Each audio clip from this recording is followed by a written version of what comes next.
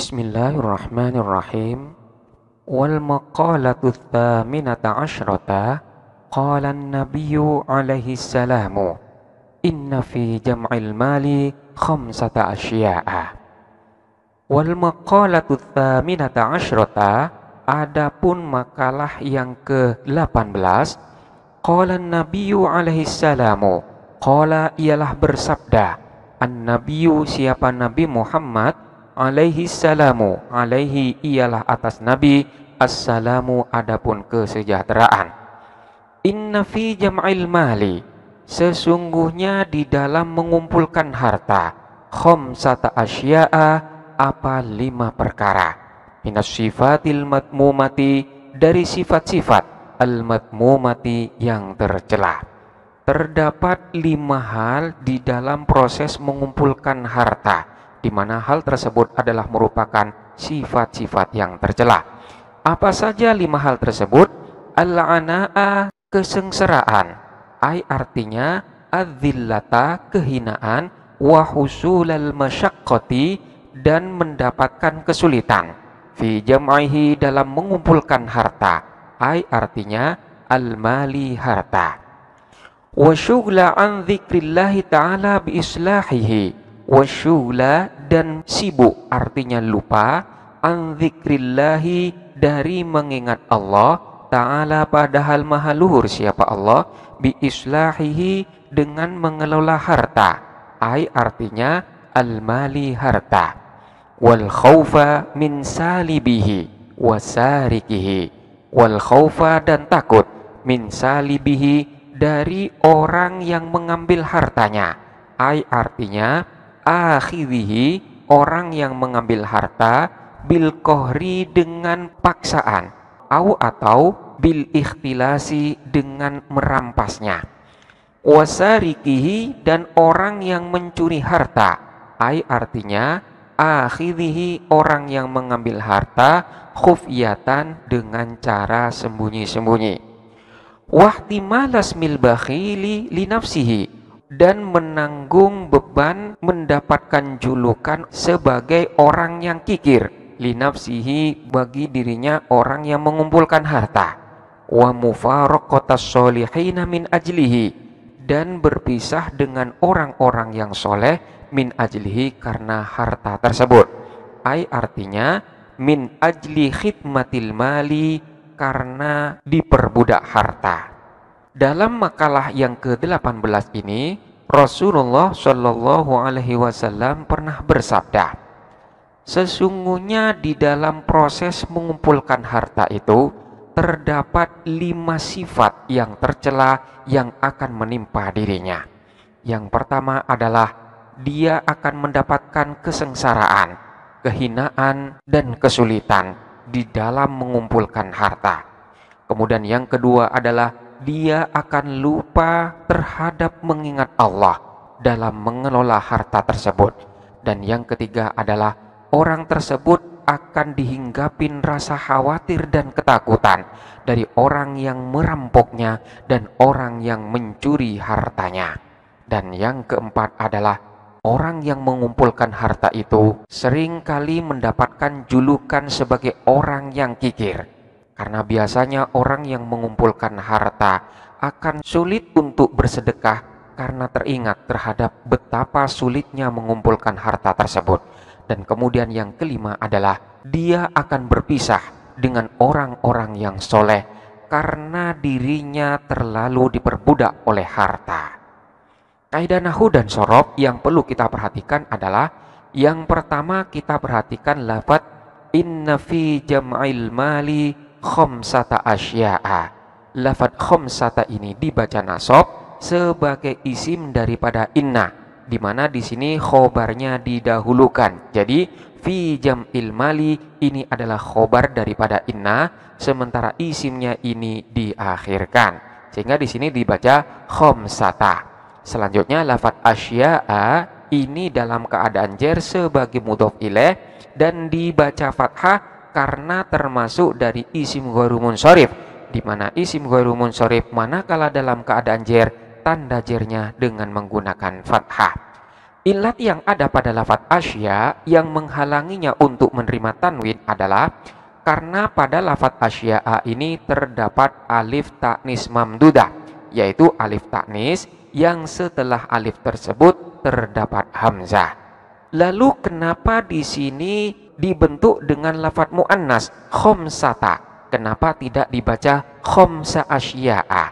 Hal ini terkait dengan kaidah di dalam tarkib adat mufrad, di mana di dalam adat mufrad yang bilangannya berupa bilangan 3 hingga 10 terdapat kaidah antara adat dengan makdudnya harus berlawanan dalam segi jenisnya. Jadi manakala makdudnya yaitu lafadz asya'a yang merupakan bentuk jamak dari lafadz syai'un, syai'un asya'a, di mana lafadz syai'un di sana berbentuk mudzakkar, maka pada adatnya pun harus berbentuk muannas. Jadi tidak boleh pada adatnya di sini berbentuk mudzakkar sementara makdudnya juga berbentuk mudzakkar. Kemudian kaidah selanjutnya, untuk makdudnya harus berbentuk jamak atau mengandung makna jamak yang posisinya harus dijerkan sebagai mudhof ilaih. Selanjutnya kita perhatikan lafadz minas sifati al-madmumati. Lafadz al-madmumah ini adalah naat bagi lafadz as-sifat. Lalu timbul pertanyaan, kenapa pada susunan naat dan man'ut ini tidak sama dalam segi jumlahnya, di mana man'utnya di sini berbentuk jamak sementara naatnya berbentuk mufrad? Hal tersebut terjadi karena bentuk jamak yang ada pada man'utnya di sini adalah berupa jamak yang tidak berakal atau jamak yang ghairu akil. Dengan demikian, maka di sini boleh dihukumin sebagai mufrad muannas. Dengan demikian, naatnya pun boleh berbentuk mufrad muannas. Sehingga di sini sudah benar minas sifatil madmumati. Namun, manakala pada naatnya di sini dibentuk jamak muannas pula, maka hal tersebut juga diperbolehkan. Jadi boleh kita katakan minas sifati al-madmumati, di mana naatnya di sini berbentuk jamak muannas salim. Jadi boleh dua, naatnya di sini boleh dibentuk mufrad muannas dengan alasan man'utnya di sini berbentuk jamak yang ghairu akil yang dihukumin sebagai mufrad muannas. Boleh pula naatnya di sini juga dibentuk sebagaimana bentuk man'utnya, yaitu sama-sama berbentuk jamak muannas. Kemudian selanjutnya kita perhatikan lafadz al-ana'a. Kenapa di sini dibaca nasab? Hal tersebut terjadi karena lafadz al-ana'a ini adalah merupakan badal ba'du mingkul dari lafadz khamsata asya'a. Jadi lafadz al-ana'a ini merupakan perincian dari 5 hal. Apa saja 5 hal tersebut? Al-ana'a, wal ghushla, wal khaufa, wahtimala, wa mufaraqata. Jadi semuanya genap 5. Namun boleh pula lafadz al-ana'a ini dibaca al-ana'u, yaitu dibaca rofa sebagai khobar dari mubtada yang dibuang. Takdirannya boleh menggunakan lafadz ahaduha. Jadi ahaduha adapun nomor 1 dari khamsatu asya'a ini al-ana'u ialah kesengsaraan. Demikian pula dengan lafadz wasyughlu wal khaufu dan seterusnya, itu semuanya nanti diatofkan kepada lafadz al-ana'u. Jadi al-ana'u ini boleh dibaca dua, boleh dibaca nasab karena menjadi badal ba'du mingkul dari lafadz khamsata asya'a, boleh pula dibaca rofa al-ana'u sebagai khobar dari mubtada yang dibuang. Di samping itu al-ana'u ini boleh pula dijadikan sebagai mubtada dari khobar yang dibuang. Jadi takdirannya al-ana'u al-awwalu. Al-ana'u adapun kesengsaraan itu al-awwalu ialah nomor yang pertama. Jadi al-ana'u ini mubtadanya dan al-awwalu itu adalah khobarnya. Selanjutnya kita perhatikan lafadz min salibihi.